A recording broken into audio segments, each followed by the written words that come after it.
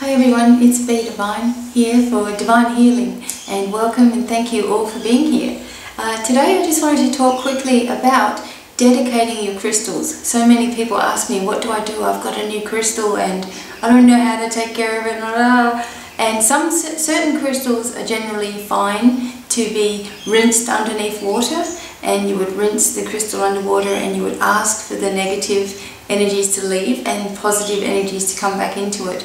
But some crystals cannot take water, and also it's not a good idea to put them in salt either. This can corrode them and make them fall apart, make them crumbly. So if you're not too sure about what to do, the best advice is to take your crystal and, for example, you've got a small piece of amethyst or something like this, and it's got a point on it. Generally there's a place on it which has a point. And so what you would do is place the point face down or point down into the ground, whether you've got snow, dirt, whatever it is, and just push it probably about 2 to 3 inches underneath the surface of the earth. And this is a very good way to ground your stone and make it like negativity free and give it some energy back to itself, because this is where it came from the ground. So a good practice that's not going to harm any of your stones is to place them into the dirt. That's one way you can do things. If you are not sure about rinsing your stone, you can also take some incense, and you can light the incense and just run your stone through the incense smoke, and that is another way of cleansing. You can also take a cluster, like a quartz crystal cluster, and place your crystals on top of the cluster to recharge and energize your crystals. In fact, all of your crystals will recharge themselves with the clear quartz crystal, which is my favorite crystal to use. So I just wanted to show you those ways of clearing the stones. If you feel confident, most quartz can go underwater, but if you're just not sure, it is a good practice to put them down in the ground.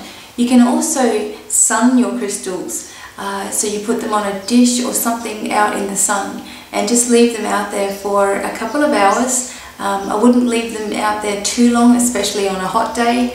You never know what can happen with quartz, yeah, just place them out on a tray outside. And you can also moon your crystals. So it just means put them out under the moon. And the moonshine will come through and it actually recharges your crystals. It also, especially moonstones, they're really great to be outside at night time for recharging, and moonstones are great for your intuition as well.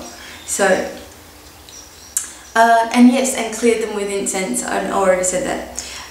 And also, when you get your crystals and they're all clear and you feel like they're energized again, you want to dedicate your crystals to a certain vibration. So, for example, if you are asking for psychic abilities and you wish your third eye to just open up so you can see more clearly, then you would take your stone, and actually an amethyst is great for this. You would take your stone and you would just put it up to your mouth, and you would dedicate it to, so you would say psychic abilities, for example, or you could say, I am psychically fantastic, something that is relevant to you, your wording. And that means that your stone will vibrate at that level all the time. So each time you feel like it's losing some power, for example, do the dedication ceremony again, or take them outside, put them in the sun, or put them in the moon's rays as well, just to get the energies charged again. So that is how you dedicate your crystals, and also clear your crystals of any negative energy. If you are not sure about putting them underwater, as I said, some stones don't like to go in water, and also some stones, in fact I would say don't put any stones in salt, just in case they start to corrode a little bit. But yeah, just do the into the dirt with the point down, going into the dirt, and also on a on a tray in the sun or in the moon.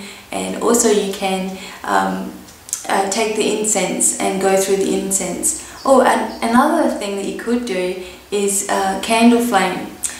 You know, you could do the same thing, just taking a crystal and go through the candle flame just to clear it. But I don't know, I'd rather just use the incense if I was going to do something like that. But that is another way that they used to do it a long time ago. So everybody, thank you for listening. This was just about how to dedicate your stones and rinse them and things. And I will be also bringing you an A to Z of crystals, and we will slowly get through a whole ton of crystals. So thank you for listening, and until next time, it's goodbye. Bye.